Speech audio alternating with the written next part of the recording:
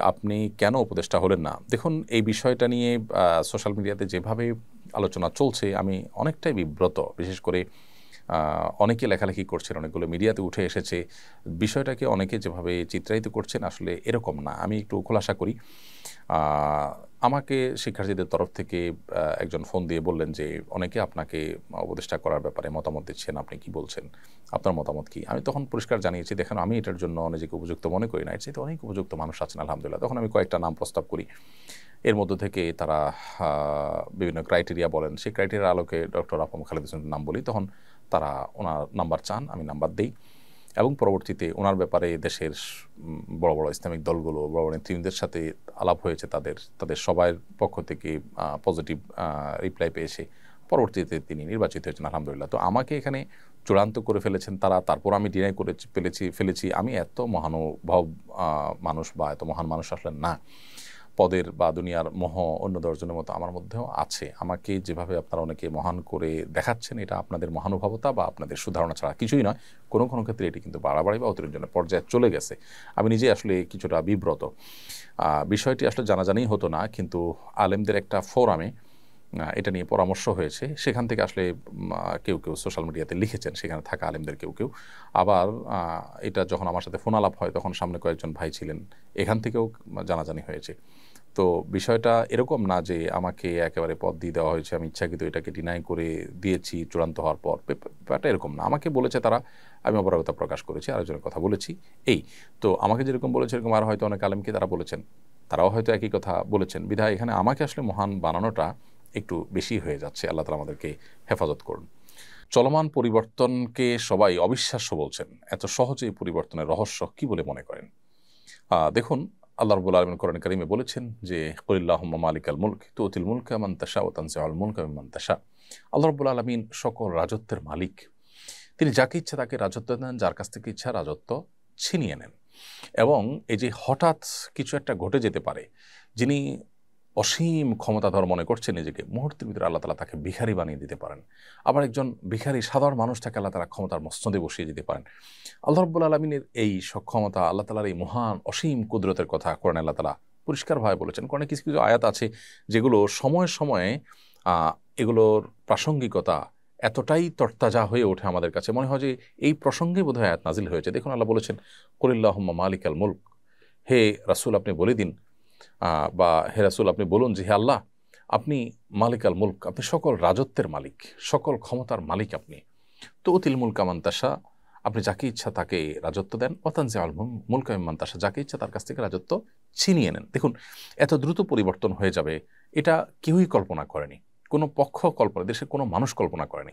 মানুষের কল্পনাতীত বিষয় ঘটিয়ে আল্লাহ রাব্বুল আলামিন মূলত মানুষের সকল প্রেডিকশন, মানুষের সকল ধারণা সবকিছুকে ভুল প্রমাণ করে দেন। আল্লাহ সুবহানাহু ওয়া তাআলার হাতেই যে সবকিছু, এটি এই সমস্ত ঘটনার মধ্য দিয়ে প্রকাশ হয়, প্রমাণ হয়। অতএব একজন মানুষ তিনি তার ক্ষমতা, তার জীবন, তার যৌবন, তার সম্পদ এগুলো পেয়ে অহমিকা করবেন না, অহংকার করবেন না, অহমিকা প্রদর্শন করবেন না। কারণ যেকোনো মুহূর্তে সেগুলো আল্লাহ তাআলা ছিনিয়ে নিতে পারেন। আবার অন্য কারো সেগুলো না থাকার কারণে তাকে তাচ্ছিল্যও করবেন না। কারণ যেকোনো মুহূর্তে আল্লাহ তাকে দান করতে পারেন। এই শিক্ষাটা যদি আমাদের জীবনে ধারণ করতে পারতাম তাহলে আমাদের জীবনটা অনেক সুন্দর হয়ে যেত। আমরা আল্লাহর খাস বান্দা হয়ে যেতে পারতাম। সেই সাথে এই যে হঠাৎ পরিবর্তন হয়ে গেল, রহস্য কি?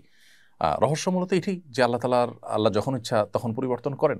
আমরা দেখি না যে অনেক মানুষ সুস্থ সবল স্বাভাবিক কোনো অসুবিধা নেই, হঠাৎ করে মারা গেলেন। আবার একেবারেই মরণাপন্ন একটা মানুষ বেঁচে গেলেন।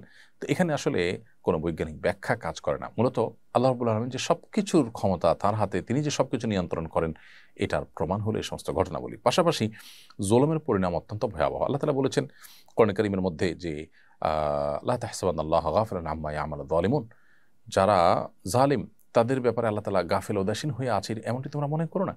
ইন্নামা ইউআখিরুহুম লিয়াউমিন তাশখাসু ফিহিল আবসার, বরং তাদেরকে আল্লাহ তাআলা সেদিন পর্যন্ত প্রশ্রয় দিয়ে রাখেন যেদিন মানুষের চক্ষুগুলো সব স্থির হয়ে যাবে, মানুষ সব দেখতে পাবে। অর্থাৎ আল্লাহ রাব্বুল আলামিন ছাড় দেন। আল্লাহ বলেছেন ইন্নামা নুমলি লাহুম, আমি পাপিষ্ঠদেরকে জালিমদেরকে ছাড় দিয়ে রাখি। ইন্না কাইদি মাতিন, এরপর আমার পাকড়াওটা আল্লাহ বলছেন যে এটা অত্যন্ত শক্ত হয়, কঠোর হয়ে থাকে। জুলুম যারা করে তাদেরকে আল্লাহ দুনিয়াতে পাকড়াও করে। দেখুন আদম আলাইহিস সালামের ছেলে যে কাবিল, সে তার ভাই হাবিলের প্রতি অবিচার করেছিল, আল্লাহ তাকে পাকড়াও করেছেন। নমরুদ ইব্রাহিম ইসলামের প্রতি অবিচার করেছে, আল্লাহ তাকে পাকড়াও করেছেন। ফেরাউন মুসা ইসলামের প্রতি অবিচার করেছে, আল্লাহ তাকে পাকড়াও করেছেন। নূহ ইসলামের প্রতি তার জাতি অবিচার করেছে, আল্লাহ তাদের পাকড়াও করেছেন। আদ সামুদ জাতি তাদের নবীর প্রতি পাকড়াও অবিচার করেছে, তাদেরকে আল্লাহ পাকড়াও করেছেন। ফেরাউন আমাদের নবী সাল্লাল্লাহু আলাইহি ওয়াসাল্লামের সাথে আবু জাহাল, আবু লাহাব বা সাইবা তারা অবিচার করেছে, মুসলমানদেরকে প্রতি জুলুম করেছে, আল্লাহ তাদেরকে পাকড়াও করেছেন। একসময় পৃথিবীর বড় বড় পরাশক্তিগুলো আমরা জানি তাতারিরা অনেকেই পৃথিবীতে একেবারে নিজেদেরকে অপরাজেয় শক্তি মনে করেছে, আল্লাহ তাআলা তাদের সবার দম্ভচূর্ণ করেছেন। সো জুলুমের পরিণতি অত্যন্ত পরিষ্কার। যারা জুলুম করে দুনিয়াতে কিছু অপরাধের শাস্তি নগদ দিয়ে থাকেন, জুলুম যারা করে তাদের এই জুলুমের শাস্তিও আল্লাহ তাআলা নগদ দিয়ে থাকেন। এটা এমন একটা শাস্তি যে নবী সাল্লাল্লাহু আলাইহি ওয়াসাল্লাম হাদিসে বলা হয়েছে যে আখিরাতের শাস্তির পাশাপাশি নগদ দুনিয়াতেই পরিণতি ভোগ করান সেই অপরাধগুলোর মধ্যে একটা হলো জুলুম। অতএব আমাদের ব্যক্তিগত পর্যায়ে আমরা যেন কারোর প্রতি জুলুম না করি, কোনোভাবে অবিচার না করি, কারো হক নষ্ট না করি। এই যে হঠাৎ করে পরিবর্তন আল্লাহর কুদরতের প্রকাশ এবং জুলুমের পরিণতি ভাবেই আকস্মিকভাবে চলে আসে। কোরআনে বিভিন্নভাবে আল্লাহ তাআলা বলেছেন যে তারা কি নিশ্চিন্ত হয়ে গেল যে হঠাৎ করে আল্লাহর আযাব তাদেরকে পাকড়াও করবে, আল্লাহর পাকড়াও এসে যাবে হঠাৎ করে, এই ব্যাপার মানুষ নিশ্চিন্ত হয়ে গেছে। পরিস্থিতি যেটা তৈরি হয়েছে সম্পূর্ণ আল্লাহ তাআলার ফয়সালা এখানে ছিল, আল্লাহ তাআলার সিদ্ধান্ত এখানে ছিল। অতএব সেই অনুপাতেই সব কিছু হয়েছে। একজন ইমানদারের এখান থেকে শিক্ষা গ্রহণ করার এবং সেখান থেকে নিজের ইমানকে বৃদ্ধি করবার যথেষ্ট উপাদান রয়েছে। নতুন সরকার আসার পর মানুষ অনেক বেশি উচ্ছ্বসিত দেখা যাচ্ছে। অনেকেই তো এটাকে আল্লাহর প্রদত্ত নিয়ামতও বলছেন। এগুলো কি বাড়াবাড়ি নয়? দেখুন, অতিরিক্ত উচ্ছ্বসিত হচ্ছে মানুষ, এটা পরিষ্কার। কেন এত উল্লাস, কেন এত উচ্ছ্বাস মানুষের মধ্যে, সেটা দেখতে হবে। ইতিমধ্যে গণতান্ত্রিকভাবে নির্বাচিত অনেকগুলো সরকার আমরা দেখেছি। আমাদের দেশের স্বাধীনতার পর যতগুলো সরকার এসেছে, গণতান্ত্রিকভাবে নির্বাচিত সরকার আসার পরও মানুষ এতটা উল্লসিত, অর্থাৎ নিজের ভোটটা দিয়ে মানুষ সরকারকে বসাতে পেরেছে, এরপরও মানুষকে এতটা উল্লসিত এবং এতটা আনন্দিত হতে দেখা যায়নি এবার যতটা আনন্দিত। কারণ কি? এর কারণ হলো বিগত 50 বছর ধরে স্বাধীনতার পর থেকে নানাভাবে সাধারণ মানুষ প্রতারিত হয়ে আসছে। তরুণ নির্মাণের নামে নেতাদের খুশি করার জন্য, তাদেরকে পাম্পটি দেওয়ার জন্য, তাদের তেল মারার জন্য কোটি কোটি টাকা খরচ করা হয়, নানানভাবে অপচয় করা হয়। অথচ এদেশে বহু বহু মানুষ না খেয়ে থাকে। নানা বৈষম্য এদেশে, নানা অবিচার এদেশে চলে। যার লিঙ্ক আছে, যিনি ক্ষমতাসীনদের সাথে ভালো সম্পর্ক রাখতে পারে তিনি অনেক ভালো থাকেন, আর যিনি রাখতে পারেন না তার অবস্থা একেবারে খারাপ থাকে। ঘুষ, দুর্নীতি, অপশাসন এটা মানুষকে অতিষ্ঠ করে তুলেছে। নানাভাবে মানুষ অন্যায় এবং অবিচারের শিকার। যেভাবে খুন, গুম, রাহাজানি, পুলিশের হয়রানি, কিছু হলেই মামলা ধরে নিয়ে যাওয়া, চাঁদাবাজি এবং অন্যায়ভাবে মিথ্যা মামলা দিয়ে হয়রানি করা, বিচার বিভাগে পর্যন্ত আপনার ন্যায় বিচার না পাওয়া, সেখানে পর্যন্ত আপনার নানাভাবে ইঞ্জিনিয়ারিং করে মানুষকে হয়রানি করা, এসব কারণে গোটা দেশের সমস্ত প্রতিষ্ঠানগুলোর প্রতি মানুষের আস্থা আসলে উঠে গেছে। এরকম ভয়াবহ পরিবেশে মানুষের একটা পরিবর্তন মানুষ চাচ্ছিল। কে করেছে, কারা করেছে, কি নামে করেছে, তার চেয়ে বড় কথা হলো মানুষ পরিবর্তন চাচ্ছিল।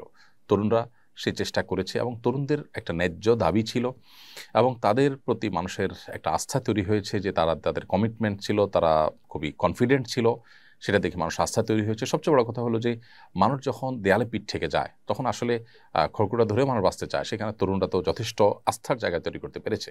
সো এই জন্য মানুষের মধ্যে অনেক উচ্ছ্বাস উল্লাস দেখা যায়। কিন্তু আমরা বাঙালি সবসময় হুজুগে, আমরা যখন খুশি হই তখন অনেক বেশি হয়ে যাই, যখন বেজার হই তখন অনেক বেশি বেজার হয়ে যাই। যাকে মাথায় তুলি তাকে মাথায় তুলে অনেক বেশি তুলে ফেলি, আবার যাকে ফেলে দেই তাকে একেবারে পায়ের নিচে ফেলে দিই। এটা আমাদের একটি সমস্যা বলতে পারেন। তো এই জন্য অতিরিক্ত বাড়াবাড়ির জায়গা থেকে আমরা এটাকে আল্লাহর নেয়ামত বা আল্লাহ প্রদত্ত ডাইরেক্ট এরকম কিছু বলছি। হয়তোবা আল্লাহ তাআলা এটা আমাদের প্রতি অনুগ্রহ করেছেন, সেজন্য দিয়েছেন, মাজলুমের প্রতি রহম করেছেন আল্লাহ তাআলা। আবার হয়তো এটা আমাদের জন্য নতুন কোনো ফাঁদ, কী যে হতে যাচ্ছে বা এটার পরিণতি কী দাঁড়াবে সেটা আসলে এই মুহূর্তে মন্তব্য করা কঠিন। তবে আমরা আশাতে করবো অবশ্যই ভালো কিছু আল্লাহ তাআলা যেন দান করেন আমাদেরকে। অতএব এই বাড়াবাড়িটা আমাদের করা যাবে না। বিগত 50 বছর ধরে মানুষ যে নিগৃহীত, মানুষের যে জীবনের নিরাপত্তা, মানুষের খাদ্যের নিরাপত্তা, মানুষের ন্যায় বিচার পৃথিবীর অন্যান্য দেশে যেরকম মানুষ পায় নিশ্চিন্তে, সেরকমটি বাংলাদেশে হয়নি। মানুষের খাদ্য, মানুষের পানীয়, মানুষের ঔষধ নিরাপদে কিনতে পারবে, ভেজালের কোনো টেনশন থাকবে না, এরকম বিষয় হয়নি। আপনি অন্যান্য দেশগুলো যেগুলো আছে, আমাদের এশিয়ার যে মধ্য এশিয়ার যে সমস্ত বা দক্ষিণ এশিয়ার যে সমস্ত দেশগুলো আছে, এই দেশগুলোতে আপনি দেখবেন যে এই বিষয়গুলো নিশ্চিত করা হয়েছে। এমনকি অর্থনৈতিকভাবে আমাদের পর্যায়ের অনেক দেশ আছে যে দেশগুলোতে খাদ্যে ভেজাল দেওয়া, পানিটা নিরাপদ, আপনার পানিতে ঝামেলা থাকা বা অস্বাস্থ্যকর পানি, তারপরে ওষুধে ভেজাল, এগুলো মানুষ কল্পনাও করতে পারে না। ন্যায় বিচার সেখানে আছে, প্রতিষ্ঠা করা হয়েছে, আমাদের এই দেশটিকে নানাভাবে নিজেদের স্বার্থের জন্য প্রতিষ্ঠানগুলো ধ্বংস করে এমনভাবে শেষ করা হয়েছে যে মানুষ আসলে আল্লাহর কাছে ফরিয়াদ করছে রীতিমতো। সো এই নতুন যে সরকার আসলো, এ আসার পর মানুষের প্রত্যাশাও সেজন্য অনেক বেড়েছে, মানুষের উল্লাস অনেক বেশি। তবে উল্লাস না করে আল্লাহর কাছে শুকর আদায় করা উচিত। আমাদের অহংকার করা উচিত নয়। কারণ অহংকারকে আল্লাহ তাআলা একেবারেই পছন্দ করেন না। অহংকার পরিণাম ভালো হয় না। আমরা বিগত সরকারের অহংকারের পরিণতি আমরা দেখেছি। সো অহংকার যেন আমাদের মধ্যে না আসে। সাধারণ মানুষ এবং যারা ক্ষমতায় এসেছেন তাদের সবাইকে বিনয়ী হতে হবে, আল্লাহ শুকরিয়া আদায় করতে হবে, আল্লাহমুখী হতে হবে। আল্লাহ আমাদেরকে সেই তৌফিক দান